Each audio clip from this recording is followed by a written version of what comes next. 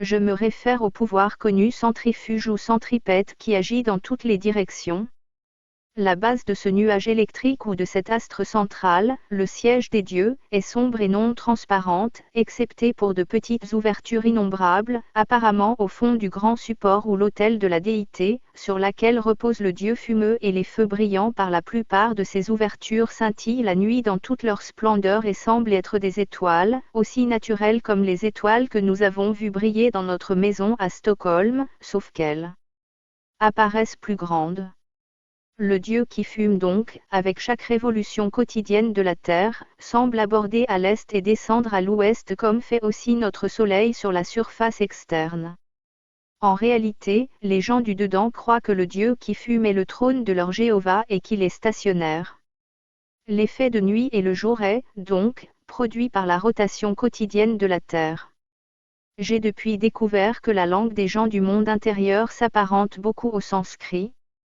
Après avoir donné un compte-rendu aux émissaires du gouvernement central du continent intérieur, et que mon père ait, à leur demande, dessiné grossièrement des cartes de la surface extérieure de la Terre, montrant les séparations de terre et l'eau et donnant le nom de chacun des continents, des grandes îles et des océans, nous avons été véhiculés jusqu'à la ville d'Éden, à l'aide d'un transport différent de tout ce que nous avons en Europe ou en Amérique.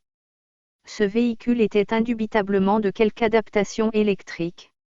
Il était silencieux et glissait sur un seul rail de fer dans un équilibre parfait. Le voyage s'est fait à une très haute vitesse. Nous avons été transportés au haut des collines et en bas des vallons, à travers des vallées et de nouveau le long des flancs de montagnes escarpées, sans qu'apparaisse la moindre tentative faite pour niveler la terre comme nous le faisons pour les rails de chemin de fer. Les sièges de la voiture étaient énormes et cependant de facture confortable et très haut placés au-dessus du plancher de la voiture. Sur le sommet de chaque voiture a été adapté en haut des appareillages formés de roues de pilotage, couchées sur leurs côtés, et qui sont automatiquement ajustés en fonction de la vitesse de la voiture, et plus la vitesse du véhicule est grande, plus celle des roues est accrue.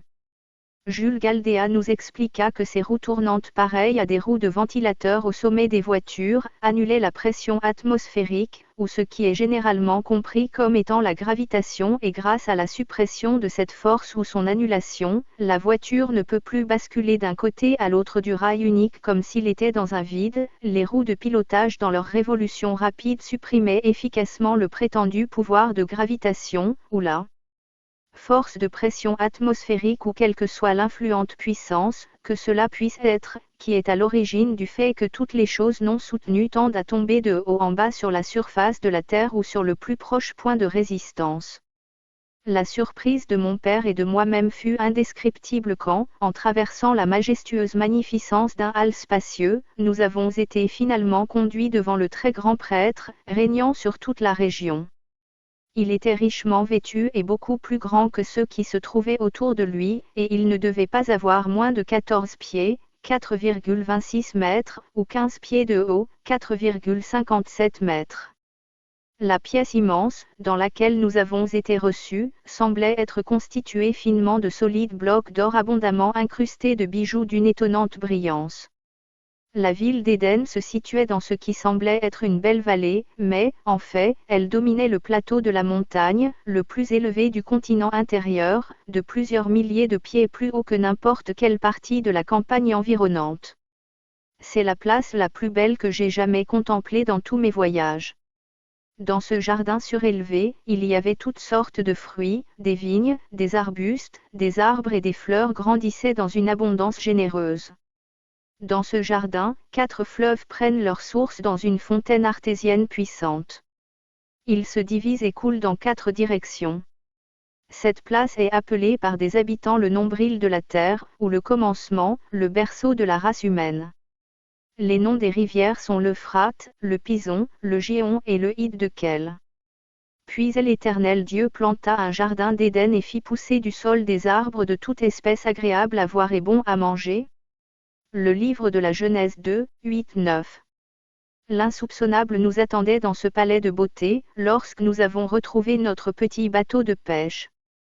Il avait été apporté devant le grand prêtre, parfaitement conservé dans sa forme, tout à fait comme on l'avait sorti de l'eau, ce jour où il a été chargé à bord du bateau par les gens qui nous avaient découverts sur la rivière plus d'une année auparavant. On nous a accordé une audience de plus de 2 heures avec ce grand dignitaire, ayant de bonnes dispositions et une aimable prévenance. Il s'est montré très enthousiaste, en nous posant de nombreuses questions qui continuellement revenaient sur les éléments qui avaient échappé à la sagacité de ses émissaires.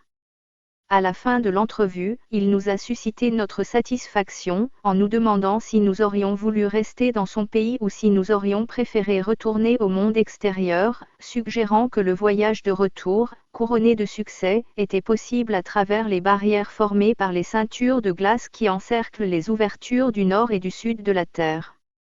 Mon père a répondu, il nous serait agréable, mon fils et moi, de visiter votre pays et de voir votre peuple, vos universités et vos palais de musique et d'art, vos grands domaines, vos merveilleuses forêts de bois de construction. Puis après que nous ayons eu ce privilège appréciable, nous aimerions retourner à notre maison sur la surface extérieure de la terre.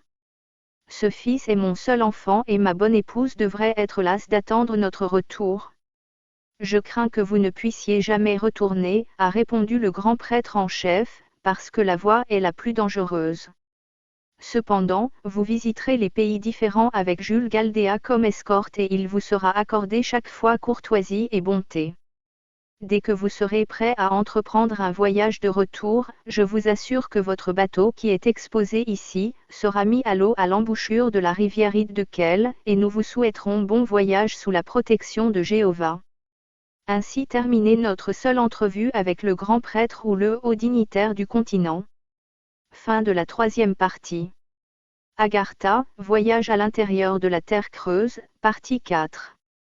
Dans le monde intérieur. Nous avons appris que les hommes ne se mariaient pas avant qu'ils atteignent la période d'âge allant de 75 à 100 ans et que l'âge auquel les femmes convolaient était légèrement inférieur et que des hommes et des femmes vivent fréquemment de 6 à 800 ans et dans quelques cas beaucoup plus. Joséphus a dit.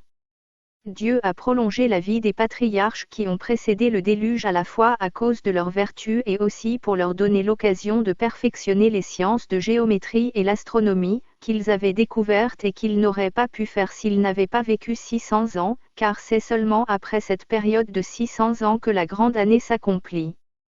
Pendant l'année suivante, nous avons visité beaucoup de villages et villes, les principales villes étant Niji, Delphi, Ekti et mon père fut sollicité pas moins d'une demi-douzaine fois afin de revoir les cartes qu'il avait ébauchées à partir des croquis où figurait le partage des terres et des eaux sur la surface extérieure de la Terre. Je me souviens avoir entendu mon père faire la remarque que le peuple de géants de la terre du Dieu qui fume avait presque une idée aussi précise de la géographie de la surface extérieure de la Terre que celle qu'aurait eue un professeur moyen d'université de Stockholm. Dans nos voyages, nous sommes parvenus à une forêt d'arbres gigantesques, près de la ville de Delphi. Si la Bible avait dit qu'il y avait des arbres imposant plus de 300 pieds, 91 mètres, de hauteur et plus de 30 pieds, 9,1 mètres, de diamètre, grandissant dans le jardin d'Éden, les écrivains Ingersoll, Tom Paine et Voltaire auraient sans aucun doute qualifié cela de mythe. Mais si l'on nous parle des séquoias gigantea de Californie, on peut dire que ces arbres géants sont bien minuscules et insignifiants si on les compare avec les arbres Goliath de la forêt du continent intérieur, où abondent des arbres puissants de 800 à 1000 pieds, 243 mètres à 305 mètres, de hauteur et de 100 à 120 pieds, 30 mètres à 37 mètres, de diamètre qui sont les plus innombrables dans les forêts se prolongeant sur des centaines de milles dans l'arrière-pays jouxtant la mer. Les gens ont des goûts musicaux très poussés et sont à un degré remarquable versés dans les arts et sciences, particulièrement la géométrie et l'astronomie. Leurs villes sont équipées d'énormes palais de musique, où souvent pas moins de 25 000 voix vigoureuses de ce peuple de géants résonnent en avant dans des chœurs puissants exécutant des symphonies les plus sublimes. Nous supposons que les enfants ne suivent pas les institutions culturelles avant qu'ils n'aient atteint l'âge de 20 ans.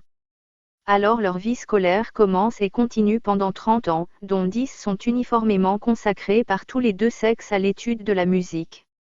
Leurs vocations principales sont l'architecture, l'agriculture, l'horticulture, l'élevage des troupeaux énormes de bétail et la construction de moyens de transport particuliers à ce pays, pour voyager sur la terre et sur l'eau. Par quelques dispositifs que je ne peux pas expliquer, ils gardent le contact entre eux, en restant en communion avec les parties les plus éloignées de leur pays, grâce à des liaisons atmosphériques. Tous les bâtiments sont érigés avec une considération spéciale privilégiant la force, la durée, la beauté et la symétrie et avec un style architectural qui attire souverainement l'œil de chacun que je n'ai jamais observé ailleurs. Environ les 3/4 de la surface intérieure est formée de terre et le dernier quart est formé d'eau. Il y a de nombreux fleuves de taille énorme, quelques-uns se dirigeant vers le nord et d'autres vers le sud. Certains de ces fleuves ont 30 milles de large et c'est en dehors de ces voies navigables énormes, aux extrémités du nord et du sud de la surface intérieure, dans des régions où des températures s'abaissent fortement, que les icebergs formés d'eau douce se constituent. Ils sont alors poussés au dehors dans la mer comme des langues énormes de glace, par des poussées brutales et hors normes d'eau turbulente qui, 2 fois chaque année, balaient tout devant eux. Nous avons vu d'innombrables spécimens d'oiseaux vivants, pas plus grands que ceux rencontrés dans les forêts de l'Europe ou l'Amérique. Il est bien connu que lors des quelques dernières années, toute une série d'espèces d'oiseaux ont quitté la Terre. Dans un article récent, un auteur révèle à ce sujet, presque chaque année on voit une extinction finale d'une ou plusieurs espèces d'oiseaux. De 14 variétés d'oiseaux, trouvées, il y a de cela un siècle, dans une île isolée, l'île des Antilles de Saint-Thomas, 8 variétés doivent maintenant être considérées comme manquantes. N'est-il pas possible que ces espèces disparues d'oiseaux quittent leur nid du monde extérieur, sans qu'ils puissent venir trouver un asile ailleurs que dans le monde intérieur? Que ce soit à l'intérieur des montagnes, ou le long du bord de mer, nous avons trouvé une vie abondante d'oiseaux. Quand ils étendent leurs grandes ailes, certains des oiseaux ont semblé mesurer 30 pieds de large, 9 mètres 14. Ils sont d'une grande variété et très colorés. On nous a permis de monter sur le bord d'une roche et d'examiner un nid d'œufs. Il y avait 5 œufs dans le nid, chacun avait au moins 2 pieds, 61 cm, dans la longueur et 15 pouces, 38 cm, de diamètre. Après être resté dans la ville de Haiti pendant environ une semaine, le professeur Galdea nous a conduits sur un îlot, où nous avons vu des milliers de tortues, le long du rivage sablonneux. J'hésite à révéler la taille de ces grandes créatures. Elles mesuraient de 25 à 30 pieds de long, de 7,60 m à 9,14 m, de 15 à 20 pieds de large, 4,57 m à 6,09 m, et bien 7 pieds, 2,13 m, dans la hauteur. Quand l'une d'entre elles a étiré son cou pour sortir sa tête, elle avait l'apparence affreuse de quelque monstre marin. Les conditions étranges du monde intérieur sont favorables non seulement aux prairies énormes d'herbes luxuriantes, les forêts d'arbres géants et toutes sortes de vie végétale, mais aussi à la merveilleuse vie animale. Un jour nous avons vu un grand troupeau d'éléphants. Il devait y avoir 500 de ces monstres tonitruants, avec leurs trompes ondulantes et toujours agitées. Ils déchiraient d'énormes branches d'arbres et piétinaient de petites pousses comme le ferait une brosse de noisetier. Ils faisaient en moyenne plus de 100 pieds, 30 mètres 48, de long et de 75 à 85 pieds, 22 mètres 86 à 25 mètres 90 de haut. Il me semblait, alors que je regardais ce merveilleux troupeau d'éléphants géants, que je me retrouvais de nouveau dans la bibliothèque municipale de Stockholm, où j'avais passé beaucoup de temps à étudier les merveilles de l'ère du Miocène. J'étais rempli d'un silencieux étonnement et mon père restait sans voix sous l'effet de la crainte. Il me saisit le bras en guise de soutien protecteur, comme si sa craintive appréhension allait nous rattraper. Nous étions comme 2 atomes dans cette grande forêt et, heureusement, ce troupeau énorme d'éléphants ne nous a pas aperçus et ils ont dévié plus loin, en suivant un leader comme fait un troupeau de moutons. Ils ont brouté l'herbe jeune qu'ils ont rencontrée dans leur déplacement et ont secoué le firmament avec leur mugissement profond. De plus, il y avait un grand nombre d'éléphants dans l'île, et il y avait de quoi nourrir les animaux de toutes sortes. Aussi, quelles que soient les choses parfumées qui existent sur la terre, soit des racines, ou de l'herbage, soit des bois, soit venant de la distillation des fleurs ou des fruits, tout cela a grandi et a prospéré sur cette terre. Il y a une brume légère qui monte de la terre chaque nuit et il pleut invariablement une fois chaque 24 heures. Cette grande humidité ainsi que la lumière et la chaleur électrique revivifiante entrent en ligne de compte, peut-être pour justifier la végétation luxuriante, tandis que l'air électrique fortement chargé et la régularité des conditions climatiques peuvent être grandement à l'origine de la croissance géante et la longévité de toute la vie animale. Par endroits le fond des vallées s'étendait loin sur de nombreux milles dans chaque direction. Le dieu qui fume, dans sa lumière blanche claire, regardait calmement en bas. Il y avait une condensation, en air électriquement surchargé qui chatouillait la joue aussi doucement qu'un fuyant chuchotement. La nature chantait une berceuse dans le murmure faible de vent dont le souffle était doux avec le parfum de bourgeons et de fleurs. Après avoir passé assurément plus d'1 an en visitant de nombreuses villes du monde intérieur et beaucoup de pays intermédiaires et plus de 2 ans s'étaient écoulés depuis l'époque où nous avions été embarqués dans le grand bateau d'exploration sur le fleuve, nous avons décidé, encore une fois, de tenter nos chances sur la mer et d'essayer de regagner la surface extérieure de la Terre.